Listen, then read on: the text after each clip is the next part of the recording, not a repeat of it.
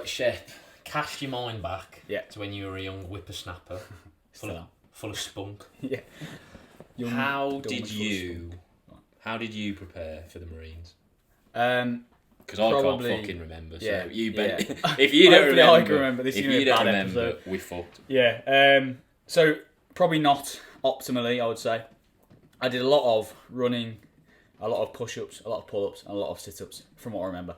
That's pretty much what was out there in terms of like literature. That was what I knew I had to be tested on. So I thought my logical brain was like, I'm going to be tested on that. Let's just train that. I do remember a period of time at college doing Murph every single Wednesday. Oh, yeah, so, you made me do one of them ones. They're fucking shit. They're shit, aren't they? Yeah. By the way, we're in hoodies because it's like sub-zero outside. Yeah, it's actually snowed. So don't give us any shit in the comments, right? So we've fallen foul of our uniform. Anyway, so I did Murph every single Wednesday for probably about best part of a year, maybe. So that, if you don't know what Murph is, it's a mile run, 100 pull-ups, 200 push-ups, 300 squats, and another mile run. It's probably a decent workout in individuality to prepare for the military because it's a lot of the movements you're going to be doing. There's running involved, there's fatigue, like compromised running involved. Yeah. So it's decent. However, probably not ideal to be doing the same workout every single week with no progressions, with no moving forwards. So I did that a lot. I did. I remember doing the tests to the beep quite a fair bit as well. So the push-ups, pull-ups, sit-ups test to the bleep. I did a lot of running on the treadmill to prep for my test. So what I would do is just look at the test I had in front of me, kind of reverse engineer it and just put it in my training. And I just did a lot of volume because that's all I knew. Yeah. Just thought the more the better. I'm going to run loads. I don't want to be underprepared. So I'm going to do and see how it comes out. It did work, but I know now looking back that it wasn't ideal, wasn't optimal. Yeah, it's very much like an old school approach to training, 100%. Isn't it? It's got a lot of body weight movements, a lot of cardio.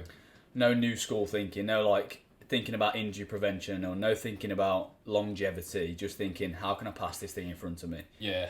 No weight training. No weight training, very minimal. No strength work in the gym either. No, I remember, so we got exposed to deadlift and squats and stuff in college in my course. My max deadlift when I was 17 it would have been.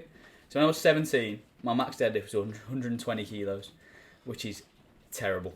That was max with no form, shit form, no belt, no nothing.